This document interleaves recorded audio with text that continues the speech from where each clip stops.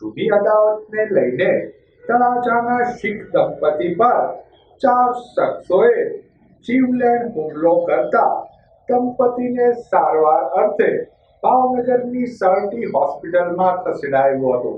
પ્રાપ્ત વિગતો મુજબ તળાજા શહેરમાં રહેતા અને ગામડાઓમાં ફૂડ પકડવાનો વ્યવસાય કરતા સરદારજી સતનામસિંહ ગુરુચરણસિંહ બાવરી પત્ની સાથે પાલીતાણાથી બાઇક લઈને તળાજા પરત જઈ રહ્યા હતા ત્યારે 4 શખ્સોએ સતનામસિંહ ગુરુચરણસિંહ બાવરીને આંતરિક પાઇપ તલવાર છરી વડે હુમલો કરતા સરદારજી અને તેના પત્નીને ગંભીર ઈજાઓ થવા પામી હતી। સતનામસિંહની પત્ની રોશનબેને પતિને બચાવવા રોડ પર દેકારો કરતા લોકોના ટોળા એકઠા થઈ જતા હુમલાખોર 4 શખ્સો નાસી છૂટ્યા હતા।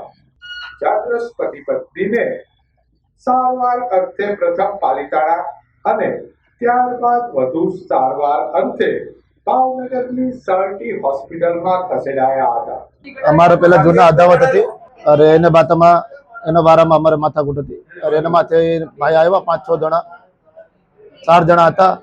દેવસિંહ હરનામસિંહ, વીરસિંહ હરનામસિંહ 2 ભાઈ હતા અને પછી 2 અજાણ્યા છોકરા હતા અને 4 જણ હતા।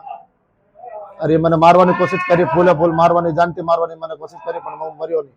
આ ડેમ પાલીતાણા પાસે ડેમ છે ને, ડેમ પાસે બનાવ બન્યો।